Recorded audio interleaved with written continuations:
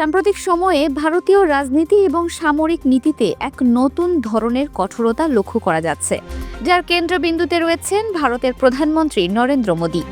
সম্প্রতি তিনি মধ্যপ্রদেশের ধার অঞ্চলে এক অনুষ্ঠানে যোগ দিয়ে জাতীয় নিরাপত্তা এবং সন্ত্রাসবাদ নিয়ে পাকিস্তানের প্রতি এক কড়া বার্তা দিয়েছেন।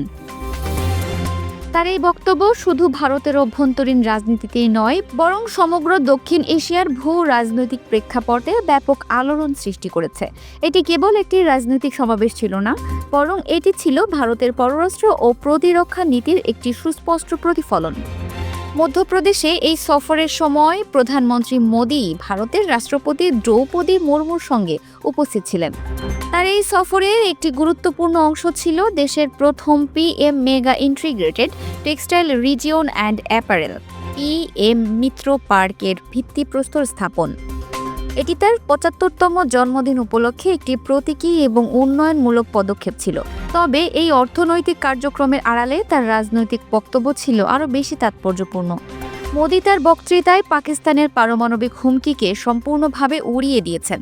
তিনি স্পষ্ট করে বলেন, ভারত কোনো পারমাণবিক হুমকিকে ভয় পায় না এবং যে কোনো পরিস্থিতিতে দেশকে রক্ষা করতে তারা সক্ষম। তার এই মন্তব্য এমন এক সময় এলো যখন দুই দেশের মধ্যেকার সম্পর্ক অত্যন্ত নাজুক অবস্থায় রয়েছে। তিনি গর্বের সঙ্গে ঘোষণা করেন, ভারতীয় সশস্ত্র বাহিনী নিজেদের সীমানার বাইরে গিয়েও শত্রুদের নির্মূল করতে সক্ষম।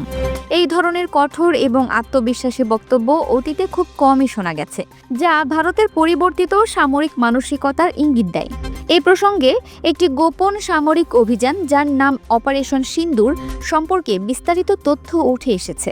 ভারতীয় বাহিনী পাকিস্তানের ভেতরে এই অভিযানটি চালায়, যার লক্ষ্য ছিল জইশ-ই-মোহাম্মদ এর মতো জঙ্গি গোষ্ঠীগুলোকে নির্মূল করা।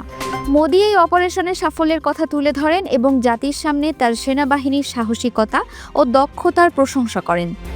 এই ধরনের অভিযানের কথা প্রকাশ্যে ঘোষণা করাও এক বিরল ঘটনা, যা মোদী সরকারের আগ্রাসী নীতির একটি অংশ হিসেবে দেখা হচ্ছে।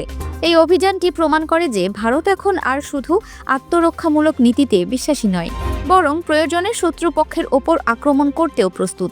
জইশ-ই-মোহাম্মদ নেতা মাওলানা মাসুদ আজহার এবং তার পরিবারের মৃত্যুর খবর এই জঙ্গি গোষ্ঠীর একজন উচ্চ পদস্থ সদস্য নিশ্চিত করেছেন। এই খবর যদি সত্যি হয়, তবে এটি অপারেশন সিন্দুরের একটি বিশাল সাফল্য হিসেবে বিবেচিত হবে এবং এটি পাকিস্তানের অভ্যন্তরে সন্ত্রাসবাদী নেটওয়ার্কের জন্য একটি বড় আঘাত। মোদী সরাসরি পাকিস্তানকে অভিযুক্ত করে বলেন যে তারা সশস্ত্র গোষ্ঠীগুলোকে পৃষ্ঠপোষকতা করে এবং তাদের দিল্লির বিরুদ্ধে একটি অস্ত্র হিসেবে ব্যবহার করে। তার এই ধরনের প্রকাশ্য অভিযোগ আন্তর্জাতিক মঞ্চে পাকিস্তানের ওপর আরও চাপ বাড়াতে পারে। মোদী সরকার বরাবরই সন্ত্রাসবাদের বিরুদ্ধে জিরো টলারেন্স নীতি অনুসরণ করে আসছে। এই নীতি কেবল কথার কথা নয়, বরং এটি বাস্তবেই প্রয়োগ করা হচ্ছে। সার্জিক্যাল স্ট্রাইক থেকে শুরু করে বালাকোট এয়ার স্ট্রাইক পর্যন্ত বিভিন্ন সামরিক অভিযান এই নীতিরই প্রতিফলন। অপারেশন সিন্দুরের মতো একটি গোপন অভিযান সম্পর্কে প্রকাশ্যে ঘোষণা দেওয়া প্রমাণ করে যে ভারত সরকার সন্ত্রাসবাদ দমনে কতটা দৃঢ় প্রতিজ্ঞ। এটি একটি শক্তিশালী বার্তা দেয় যে ভারত আর তার সীমানার মধ্যে কোনো হুমকির জন্য অপেক্ষা করবে না, বরং বিপদকে তার উৎসস্থলেই নির্মূল করার চেষ্টা করবে। এই পুরো ঘটনাটি দক্ষিণ এশিয়ার রাজনৈতিক দৃশ্যপটকে নতুন করে সাজিয়ে তুলছে। ভারতের এই কঠোর মনোভাব পাকিস্তানের ওপর কী ধরনের প্রভাব ফেলবে তা দেখার বিষয়। পাকিস্তান কি তার সন্ত্রাসী গোষ্ঠীদের পৃষ্ঠপোষকতা থেকে সরে আসবে, নাকি আরও আগ্রাসী নীতি গ্রহণ করবে? এই প্রশ্নগুলো আঞ্চলিক শান্তি ও স্থিতিশীলতার জন্য খুবই গুরুত্বপূর্ণ। মোদী তার বক্তব্যের মাধ্যমে শুধু নিজ দেশের জনগণের কাছেই নয়, বরং সমগ্র বিশ্বের কাছে একটি শক্তিশালী বার্তা দিয়েছে যে ভারত তার জাতীয় নিরাপত্তা রক্ষার ক্ষেত্রে কোনো ধরনের আপোস করবে না। এই নতুন ভূ রাজনৈতিক প্রেক্ষাপটে দক্ষিণ এশিয়া এক নতুন এবং অনিশ্চিত ভবিষ্যতের দিকে অগ্রসর হচ্ছে। Multimedia desk, Dinajpur TV. Dinajpur TV, মানুষের জীবনের কথা বলে।